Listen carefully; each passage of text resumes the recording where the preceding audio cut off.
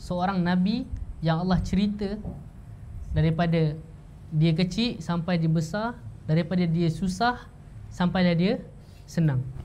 Siapa Nabi tu? Nabi Yusuf AS.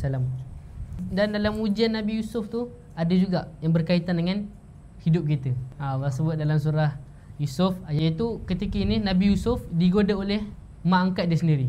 Dia dalam rumah, mak angkat dia juga. Kemudian apa yang mak angkat dia buat ni? Wa ghallaqatil abwab, dan mak dia kunci pintu-pintu rumah tu. Qalat haytalak. Dia goda, dia cakap lepas dia kunci tu, dia cakap dekat Nabi Yusuf, kemarilah. Nabi Yusuf ketika ni dia digoda dengan keimanan dia. So, kita mungkin dalam sekolah, jadi kita tak nampak sangat. Kita ni tergoda dengan nafsu syahwat. Ada juga godaan yang kedua, iaitu nafsu.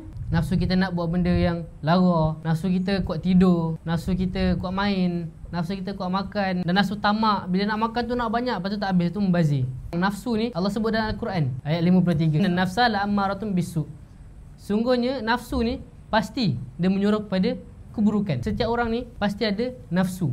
Pasti dia tergoda dengan nafsu-nafsu dia tu. Akan tapi kita yang menghadap ni, sama ada kita layan ataupun kita tinggalkan. Kita patut tinggalkan, sebab benda tu hanyalah sementara. Cuba bayangkan kita ni tengah layan nafsu kita, buat benda lara, kemudian Allah tarik juga nyawa kita saat tu. Agak dekat akhirat kelak macam mana kita? Adakah kita terbebas daripada azab neraka ataupun dihalang masuk dalam syurga? Jadi nikmat yang sementara ni cuba kita tahan sedikit je. Dan ganjaran dia pun masya-Allah begitu besar. Allah sebut dalam surah An-Nazi'at ayat 40. Wa amma man khafa maqama rabbih wa nahan nafsa 'anil hawa. Dan ada pun orang yang takut pada Allah Subhanahu Wa Taala dan dia juga meninggalkan daripada mengikuti hawa nafsu dia tu. Kemudian ganjaran dia apa?